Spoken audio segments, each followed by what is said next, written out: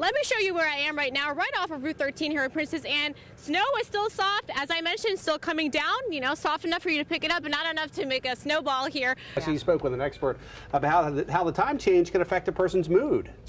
That's right, Steve. Imagine having to change all of these clocks that you see behind me, but lucky for the owners here, they don't have to do that because guess what? They actually keep all of these clocks at different times. But on a serious note, I did have a chance to speak with a health expert here in Salisbury, and she tells me that losing that 1 extra hour of daylight can actually affect the way you behave. Check out this car in the middle of this ditch right here. We don't even know how long that car has been sitting in there, but clearly submerged in the entire flood water here. And for the last hour and a half that I've been out here with my photographer here, the water seems like it's getting higher and higher. Tyler, go ahead and pan over there. All that caution tape on that side. And then these guys behind me are trying to work on getting this plywood off the window. Clearly, some of the businesses around here are trying to get back to normal life. And our chopper is actually hanging up right above us right now. We're going to take a shot of them right now. That's a whole aerial view of what Crisfield looks like right now, guys. Well, that's just part of what I'm told is a long investigation. In the meantime, this is one of the 25 wells so far that the MDE says it will work on replacing. Some drive-through convenience store owners tell me getting rid of these type of businesses would be unfair, as they say the responsibility falls on the driver. The Salisbury Police Department tells me it's been about 8 years since the department has even had cameras in their patrol cars. And they hope images like this one helps them keep everyone safe. And women are supposed to be en route as we speak. Hey there, Steve. Well, let's just take you down to what we have been looking at since we've been up here in the last half hour or so. There is a line of motorcycles right there, right on Route 50. Well, it may look like that I'm standing next to just an ordinary looking car, but if you actually look inside of it, there's Big Brother watching, and I do mean a speed camera. Now, the sheriff's office says those cameras are working and slowing down speeders. Now, some people, a few of them parents, are huge supporters of these mobile cameras, while some other people tell me that this is just a sneaky way of making a profit. Good morning, everyone. Thanks so much for waking up with us this morning. I'm Ayesha Khan. And I'm meteorologist Mike Lichniak. Welcome to WBOC News this morning at 6 o'clock. Go ahead. On November 2nd, Saturday, 2013. And good morning to you, Mike. Good morning, Not that Ayesha. I'm complaining. It is kind of warm out there for being November. Those stories in just a bit as we are following some breaking news out of Accomack County. The sheriff's office there and Virginia State Police are learning more about 4 possible suspects involved in a home invasion in Accomack County. The town of St. Michael's was busy yesterday celebrating 200 years since the famous battle took place on its soil. WBOC's Evan Kosloff was there for the parade, a reenactment, and music, all to celebrate American pride.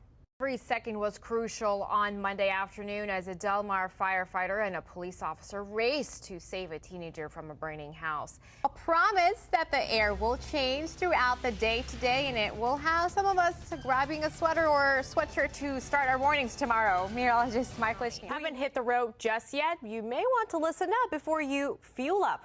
Oil prices are a near 2-year high, pushing gas prices even higher. Chilly start to the morning today. Yeah. In fact, it was cold in here and I was complaining. But we are expecting some temperatures to warm up, huh? That's right. We're looking actually for temperatures, believe it or not, mid to upper 50s. Yes. Next week. But the freezing temperatures this morning could cause for a messy commute. WBOC's Karen Campbell joins us live in Dover this morning. And Karen, the main roads in Kent County are clear, but drivers could have difficulty on some neighborhood and back roads for that matter. That current food service workers could lose their jobs. Yeah, Steve, a member of a Washington, D.C.-based employee union tells me that about 70 cafeteria workers and about 30 student workers, or more than 30 student workers, could be impacted. Now, the university tells me that because its food service is self-supporting, there may be no need for it to even keep its own in-house service. Save our jobs, no layoffs. That is exactly the message these UMES students, some campus employees, along with union representatives want to convey. They're trying to bring in another food entity into our university, and if they do bring this entity, a lot of not residents, but a lot of people that work in the caf are going to lose their jobs. The university has been running its own food service system for nearly 20 years. It's one of 3 Maryland institutions to operate this way, but now it says it needs to make some money-saving changes to that system. Food service is self-supporting. No public tax dollars are used to support food service. We're looking for efficiencies, and if going the private sector route is a more effective and efficient way to do it, then that's the way we'll go. Joseph Nixon says he has been a dishwasher in the cafeteria for nearly 30 years. He, along with all of these protesters, even took their message to the campus president, who was out of the office today. Petitions are delivered to Dr. Bell's office. Nixon calls any changes to the cafeteria unfair to him and many other longtime employees. Done my job and stuff like that, but I've done other people's jobs too. I feel that I should be able to keep my job. Even though university officials aren't saying anything is for sure just yet.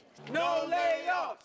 Save our jobs! These students and employees are hoping their voice will be heard loud and clear. So, Ayesha, let's talk about this a little bit more. What's going to happen with these current cafeteria employees if UMES decides to move forward with these changes? Yeah, Steve, the university tells me that if it happens to move forward with the plans and bring in a private food vendor, then that food vendor, before it takes over these operations, would be required to actually interview or at least consider these employees for a job. It's an eerie feeling in this neighborhood of Jersey Road where police say this man, 19-year-old Miles Lyons, shot and stabbed 3 women, one of them a 39-year-old who later died. It's through this bedroom window where Sheriff Mike Lewis says deputies were trying to get the family to climb through during the bloodshed. Among them, a 10-year-old boy, his 2-month-old niece, and a 4-year-old nephew. He gave the infant child to this little 10-year-old young man who took this child in his arms in his bare feet and continued to walk across this frozen field to a nearby home. Lewis says nothing will ever erase the memories of a horrific tragedy the 10-year-old saw, but he says what could be seen were true signs of bravery. You know, this little boy didn't want to leave his home because his words were, "I fight my own battles. I didn't want to leave my home."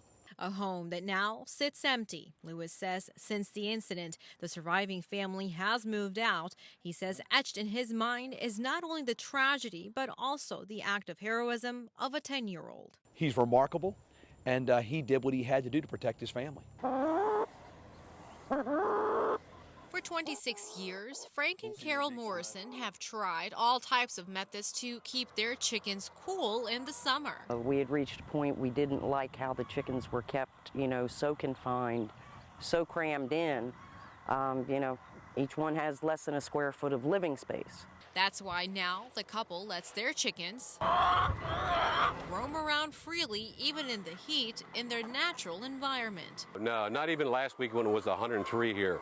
They were a little warm, but they were satisfied with it. They can handle it. But on the other side of town in Princess Anne, farmer Rance Purcell uses the tunnel ventilation method. When it gets hot, like it was last weekend, if we have 3 or 4 days, 100-degree temperatures, the tunnel ventilation will still allow me to keep the chicken house cooler than a conventional house.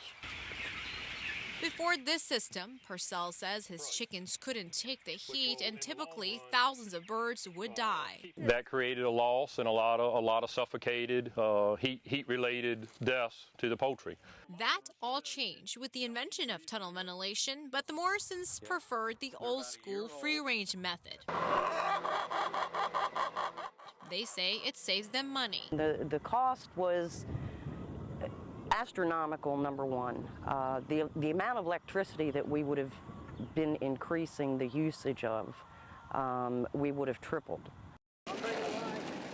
Riding around on their skateboards is a way of life for these young boys in Salisbury. But they say it's hard to do what they love on the city's streets and sidewalks. For Josh Machado, his passion for the sport almost cost him his life. I was hit by a car on my way to school, and it's really important that kids have a safe place to go where they can be with their friends and be off the streets. That's why the Salisbury City Skate Park Committee wants to build a park dedicated to skateboarding.